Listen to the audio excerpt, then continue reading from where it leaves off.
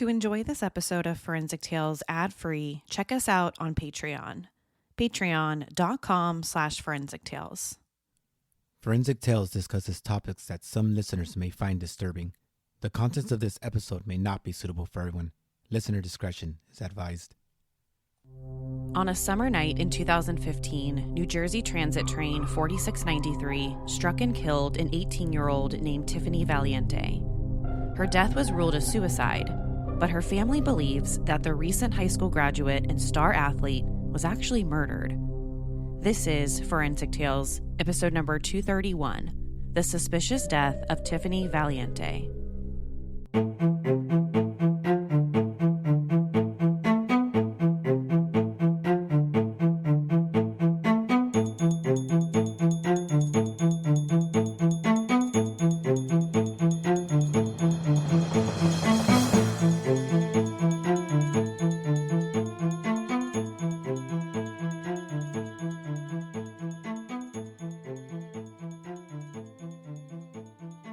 Welcome to Forensic Tales. I'm your host, Courtney Fretwell Areola.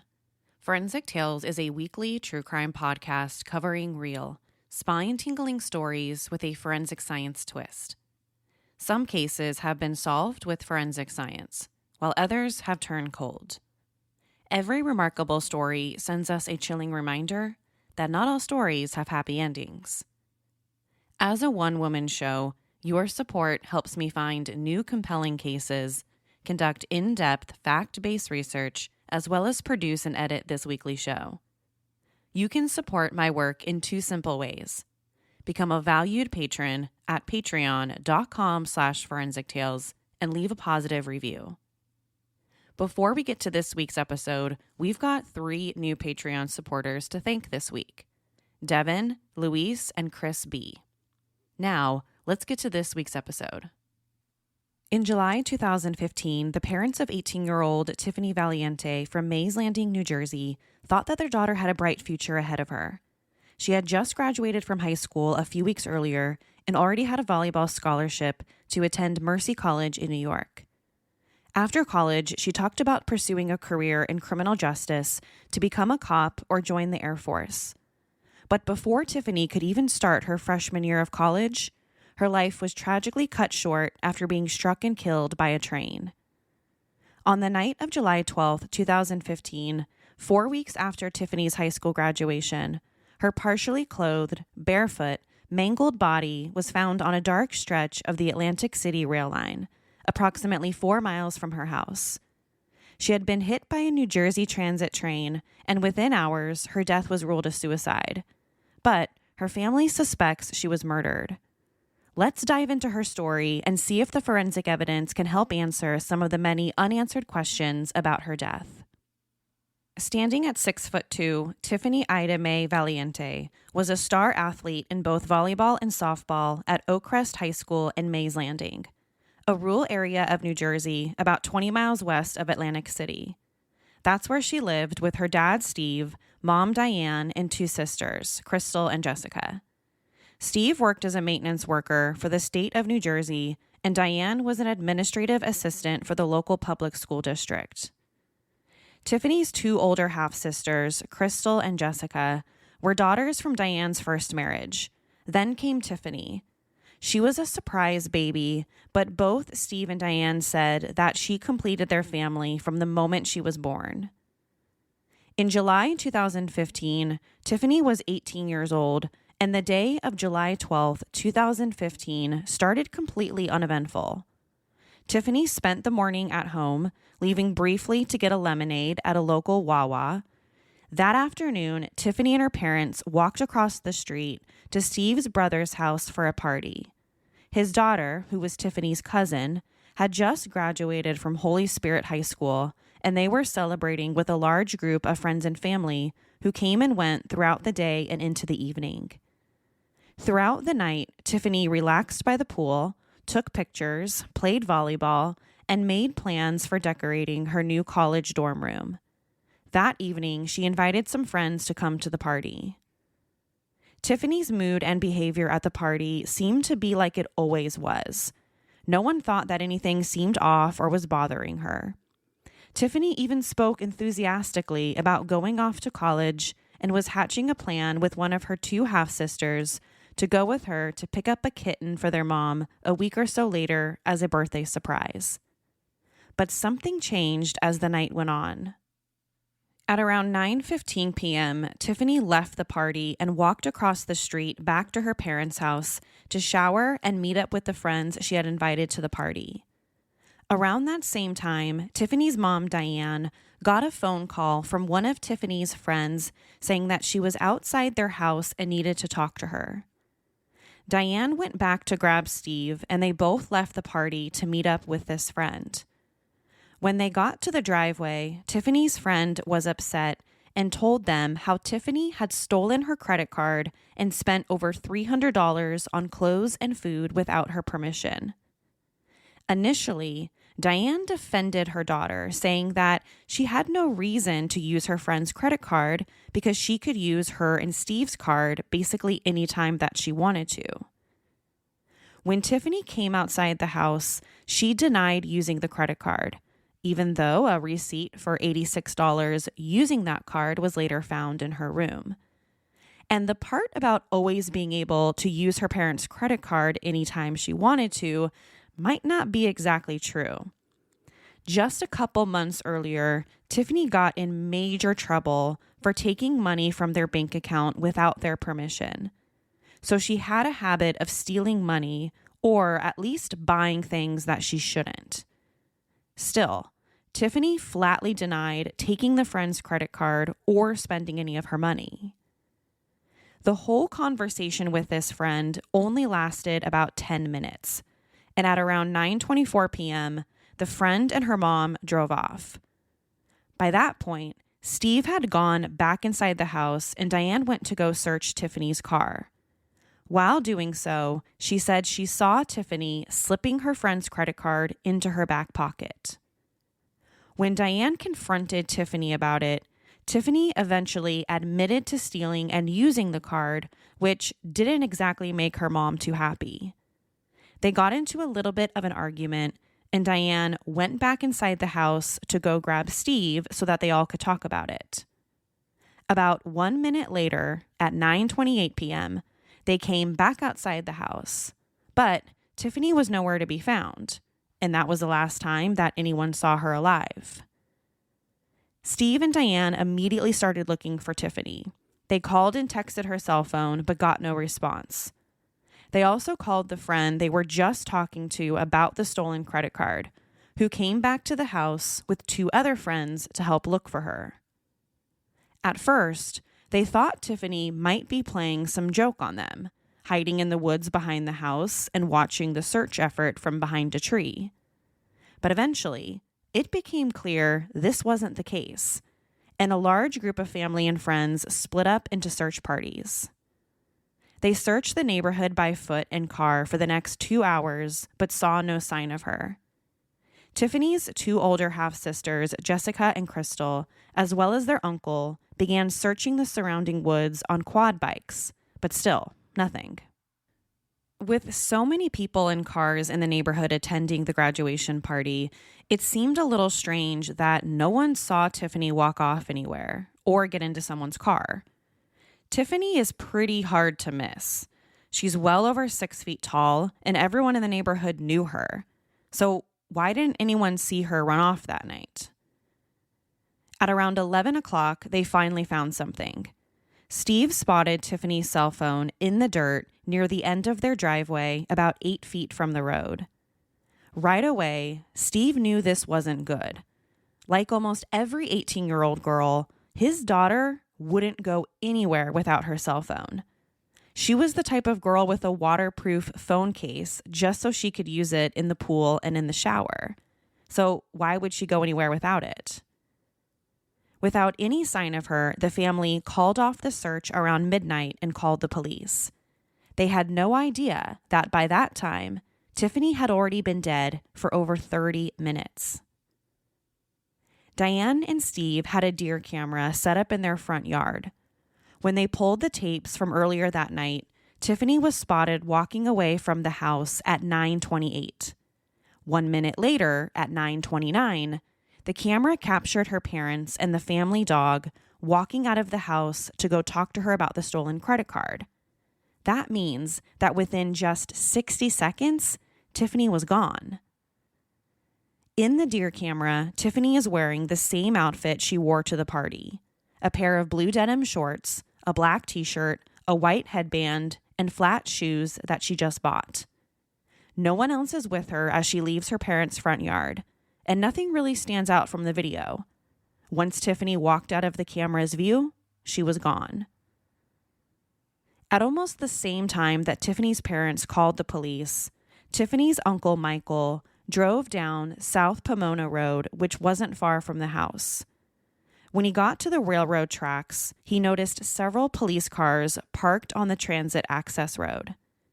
As he pulled up, a Galloway Township police officer told him that someone, possibly a female, had been struck by a train.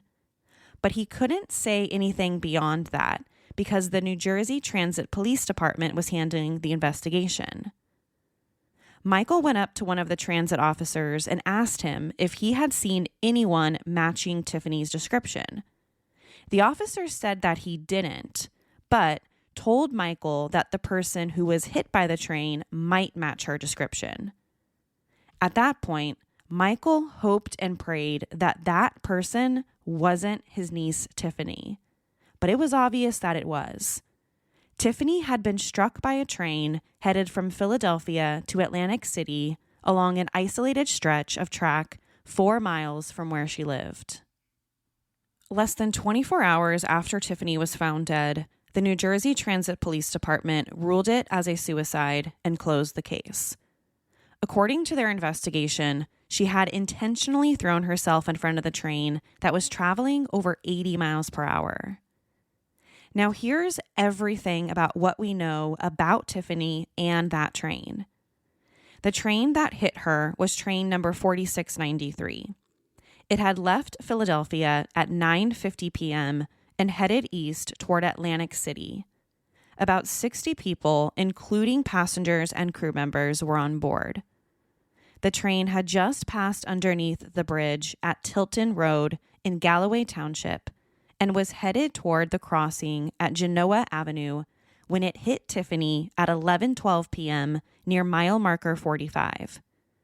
After she was struck, her body was dragged about a quarter mile until the train stopped.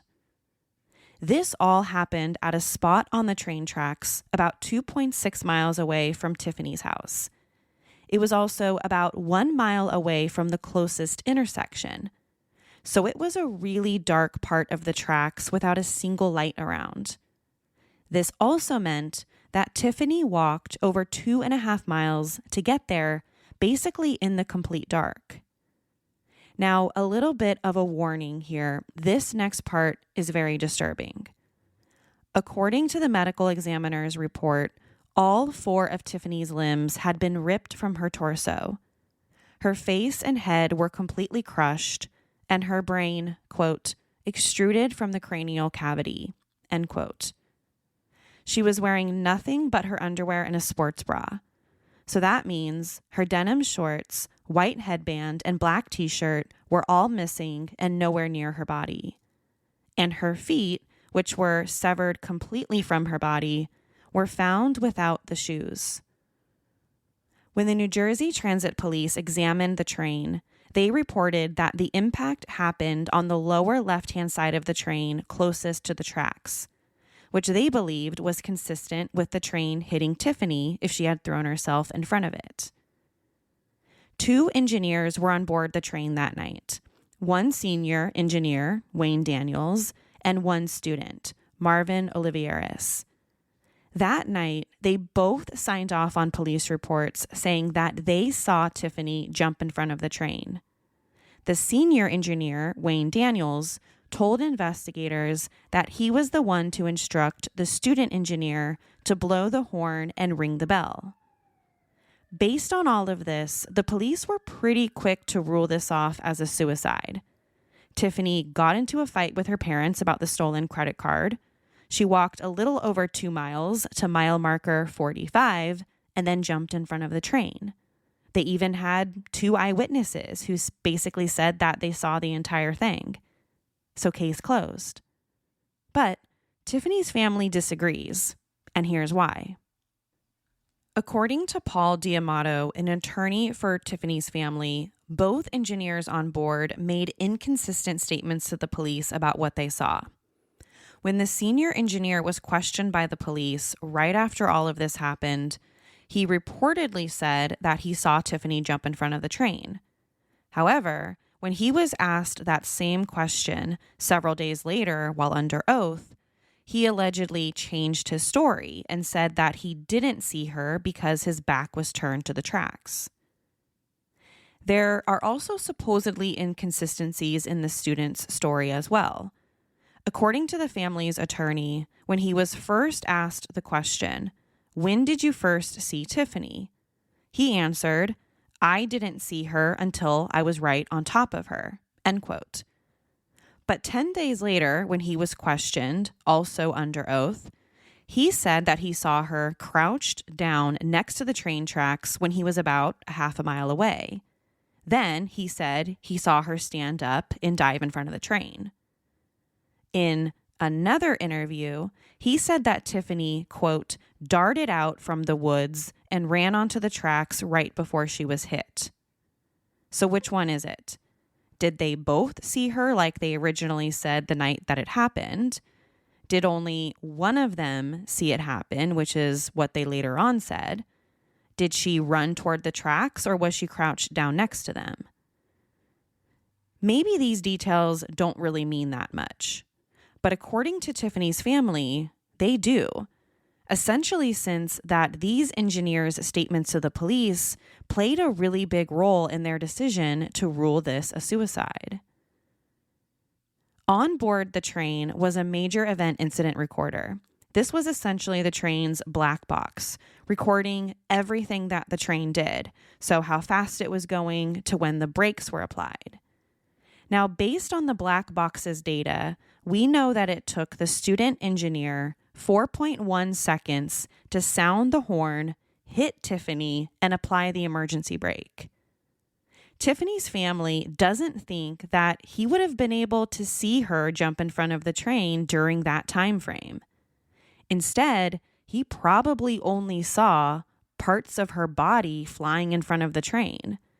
They also think that maybe shock and trauma of seeing someone get hit by a train probably affected his memory about what he thinks he saw. He could have thought he saw her jump in front of the train, but his memory might not be 100% accurate because everything happened so fast. So one of Steve and Diane's biggest beliefs is that someone in a car picked up Tiffany that night and drove her to the train tracks. They don't think that she walked all that way on her own by foot. So 3 days after the crash, on July 15th, the Atlantic County Sheriff's Office sent out a canine handler with a bloodhound to, quote, conduct a track from the house she left to attempt to ascertain her direction of travel, end quote. The police were essentially interested in finding out how she got to mile marker 45. Did she walk there by herself or did someone pick her up? Because if she walked there, then suicide is totally possible. But if someone drove her there, then of course we're talking about something entirely different. The dog would likely lose her scent somewhere between her parents' house and the train tracks if someone in a car picked her up. When the dog was brought out, they did what is called a blind search. The dog's handler didn't know where the crash happened so that he wouldn't be able to sway the dog. He just wanted to follow his dog, which would hopefully follow Tiffany's scent. Now, it took the dog over an hour, but he was able to track Tiffany's every movement from her driveway to the general area of the crash site, suggesting to the police that she didn't get into a car, but probably walked there instead. However, Tiffany's family also has a problem with this because it rained the day after Tiffany died, which may or may not have affected the dog's tracking abilities. One of Tiffany's parents' biggest arguments was that they didn't think she was suicidal or depressed. The Tiffany they knew wouldn't jump in front of a train like that, especially since everyone who interacted with her earlier that night said that she seemed completely fine. She had no history of any medical problems, no drug or alcohol issues, and her toxicology report came back crystal clear. She didn't have anything in her system when she died.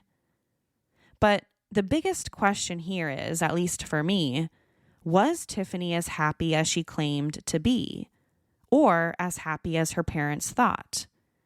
If you ask the police, the answer is probably not. One thing that might have been going on with Tiffany was her relationship with her parents. According to medical records obtained by the Daily Beast, Child Protective Services visited the home at least 3 separate times in 2014. This happened after one of Tiffany's teachers noticed bruising on her arm that seemed inconsistent with a sports-related injury. After the visit with CPS, Diane admitted to having caused the bruise by punching Tiffany after an argument. So a caseworker recommended that they go to counseling, which both Tiffany and Diane agreed to do. During their first and only therapy session on November 17th, 2014, Diane told the therapist that she had been especially short-tempered lately and blamed it on menopause.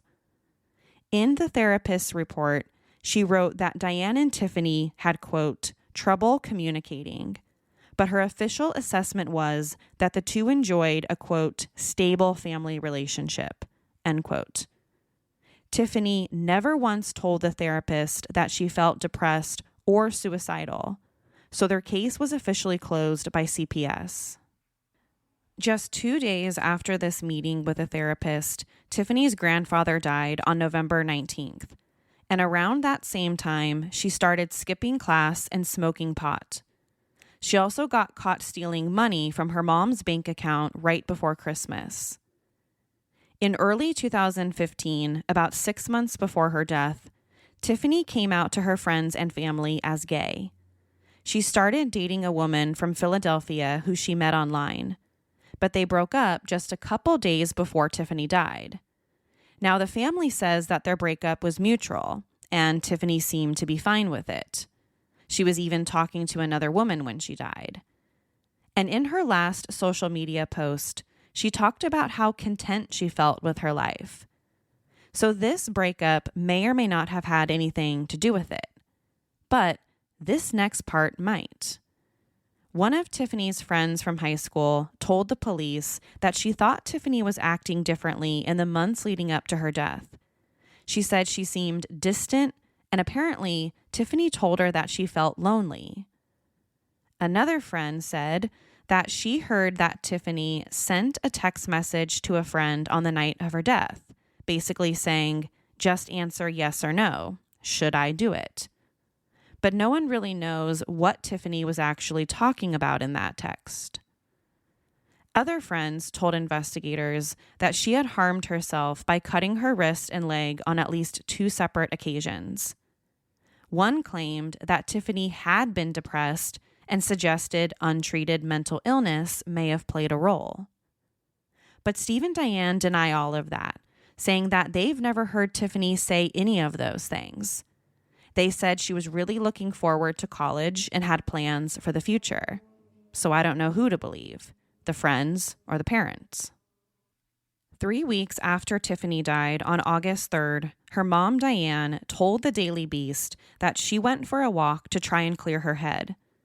While walking, she spotted something under a tree about 1 mile from her house.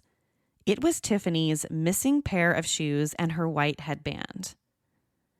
Diane told the police the shoes were neatly lined up next to each other, like someone had just gently placed them there. About 15 feet away from that, there was also a keychain and a sweatshirt.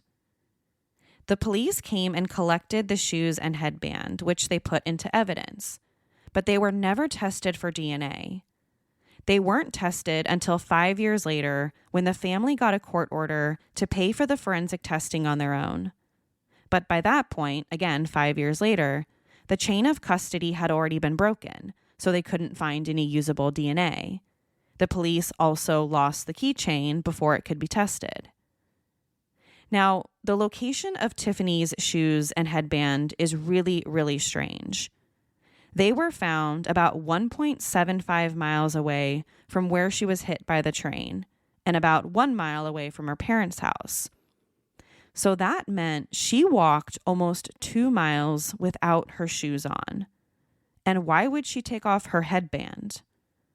Let's not forget, Tiffany had nothing on but her underwear and sports bra when she was hit by the train. So why would her shoes be almost 2 miles away from her body? Beyond the why, Tiffany's family also questions whether she could have walked that far without shoes. The route she took along the railroad tracks had a lot of sharp rocks, debris, and glass on the ground. It would have hurt anyone's feet to walk barefoot. But when Tiffany's body arrived at the morgue, she didn't have a single cut or scrape on the bottom of her feet. Her feet were completely clean. So did she actually walk there or not? Plus, Tiffany is over 6 feet tall. How could no one have seen her walk all those miles, especially without shoes on? You would think that a girl that tall walking along the side of the road without shoes on would probably stick out like a sore thumb. But no one saw anything. So this only furthers the family's belief that Tiffany didn't walk to those train tracks by herself. Like we talked about earlier, the lead agency that investigated Tiffany's death was the New Jersey Transit Police Department, not the local PD, not the sheriff's department. So this is something that Tiffany's parents, as well as their attorney, really have a problem with. They just don't think that a transit police department has enough experience to investigate a case like this. Typically, when someone dies under what many people might believe are suspicious circumstances, those cases are typically handled by the local PD or the sheriff's department, not a transit police department. But this particular case is unique because Tiffany was hit by a public train on public train tracks, which meant that her death, whether it was homicide or suicide, that meant the case was under their jurisdiction. So this possible lack of experience is what the family believes caused them to rule this off as a suicide so quickly. Let's not forget that less than 24 hours after this happened, they reported it as a suicide, which maybe means that they didn't really treat this like a crime scene. They treated it like a suicide right from the get-go, and whatever evidence they collected, they used it to support the suicide finding.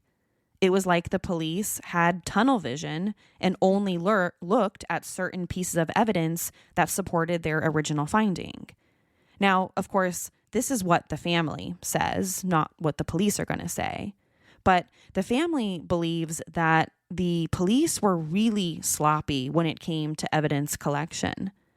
Tiffany's uncle went out to the train tracks the day after she died, and according to him, they found parts of Tiffany's body, like her jawbone was just lying on the ground. They also found bloody gloves from what they believe came from first responders. Since Tiffany's death was ruled a suicide so quickly, there was a pretty basic autopsy. No rape kit was ever done, and her body was never tested for foreign DNA. She was also cremated a couple days later, so it can't be exhumed. So if Tiffany didn't commit suicide, then what does her family think happened? Well, they think she was murdered. One possible theory the family likes is that Tiffany got away from her attackers and was chased directly onto the train tracks, where she was hit. Another theory is that she was already lying injured on the tracks before the train got there. According to the family's attorney, Paul D'Amato, the crime scene photos show what appears to be a large pool of blood at the point where the train hit her. He thinks this might suggest she was lying there bleeding before the train hit her. He says the police never tested the blood because they claimed they had enough evidence to say it was a suicide. so it's never been determined if that was Tiffany's blood or not on the train tracks. Another strange thing is that in the medical examiner's report, they said Tiffany's arms and legs were, quote, cut from her torso. Cut is a strange word to describe them because instead of saying something like they were ripped away from her body, which is how you might think of it, they used the words cut. So the family believes that she might have laid on the tracks with her arms off one side and her legs off the other. Diane herself believes the fact that Tiffany's feet and hands were intact indicates she wasn't standing on the track when she was hit. Instead, she was lying there, probably already injured. Another theory is that she voluntarily got into a car with someone she knew that night. Once she got inside the car, they took her cell phone and threw it out the window, and that's probably when she knew she was in trouble. These people then drove her to a remote part of the train tracks, which would be a pretty good spot to get rid of someone. It was also a good spot to commit murder because no one would hear her scream.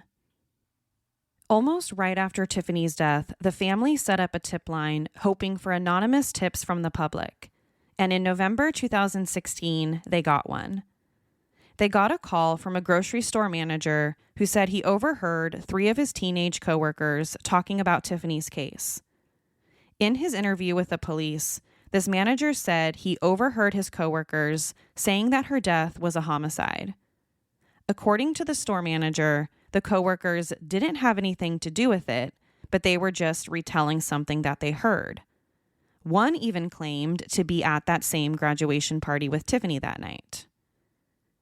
The teenagers mentioned an argument between Tiffany and her friend about the stolen credit card and that Tiffany left. They said the friend was still mad about it, and they reportedly called someone, another female, who came by and picked her up in a truck with another unidentified male. They then went and picked up Tiffany. According to the teens, the 3 people in the truck took Tiffany to an area near the train tracks, stripped her naked, held her at gunpoint, and humiliated her. The police went to interview these coworkers, but when they did, they basically denied ever saying anything about Tiffany's death. They also claimed to have not heard any rumors about it. Plus, all 3 of them had airtight alibis for that night, so they definitely had nothing to do with it. In the end, the police thought the grocery store manager's story was third-hand and was, quote, full of holes. He incorrectly said that the fight between Tiffany and her friend happened at the graduation party in front of a lot of people, but that's not true. It happened in front of her house in the driveway. He also said that the particular friend that Tiffany got into the fight with about the stolen credit card never reached out to Tiffany's parents after her death. But that's also not true. The friend did reach out to her parents and even wrote a speech for Tiffany's funeral. As recently as March 2022, a forensic examiner hired by Tiffany's parents found that a lot of evidence in the case had been mishandled by the police, essentially making it useless for DNA testing. The first was an axe. An axe was found with red markings on it right near the site where Tiffany's body was found. Her family hoped that forensic testing might be able to prove that the red markings on the axe were blood and that the blood might match Tiffany's. But somehow, this mysterious axe, again found right near Tiffany's body, went missing in police custody and therefore could never be tested. A knife was also found. A towel was also found near the crime scene that did have blood on it, and the blood did belong to an unknown male. However, the blood couldn't be tested for DNA because the sample had been contaminated. An unidentified male DNA profile was found on another piece of evidence as well, but it's unknown if it belongs to a suspect or someone involved simply in the collection process. We just don't know because, again, it's been contaminated. Then there was her shirt. The shirt Tiffany was wearing had been stored in a plastic bag tied in a knot, where it had become, quote, covered with mold and could no longer be forensically tested. This also happened to several other items the family said were collected weeks after Tiffany died. To date, the shorts that she was wearing that night have never been found. Last but not least was Tiffany's blood card. According to the family, the blood card containing Tiffany's DNA had been so poorly mishandled that the analyst reevaluating it couldn't even figure out if it was her DNA. They basically had to take DNA from her parents, Steve and Diane, just to make sure that the blood on her blood card actually belonged to her. So essentially, what the family is arguing here is that the transit police did such a bad job handling all of the forensic evidence in the case that, in the end, it's essentially useless. As of today, Tiffany's death remains officially listed as a suicide. The New Jersey Medical Examiner's Office reviewed her case in 2018, but the finding of suicide was upheld. But her family and their supporters refused to believe that she dropped her cell phone, walked 4 miles without her shoes on, and threw herself in front of a moving train. They hope that new evidence will eventually surface, or that the renewed attention the case has received from podcasts and television, including Netflix's Unsolved Mysteries, will help persuade authorities to change her death from suicide to undetermined. Her family also hopes to identify the person or persons they believe killed her and left her on the tracks. Over the years, they have filed multiple lawsuits against several unnamed people, alleging their involvement in Tiffany's alleged kidnapping, assault, and murder. Today, a $40,000 reward is being offered for any information. So let me ask you, what do you think could have happened to Tiffany? Did she take her own life, like what the official report says? Or do you think she could have been a victim of foul play? How do you think her shoes and headband got so far away from her body? Did she actually walk all that way barefoot? And why was she only wearing underwear and a sports bra? Would she have walked all that way without her cell phone? To share your thoughts on the story, be sure to follow the show on Instagram and Facebook. To find out what I think about the case, sign up to become a patron at patreon.com/forensictales.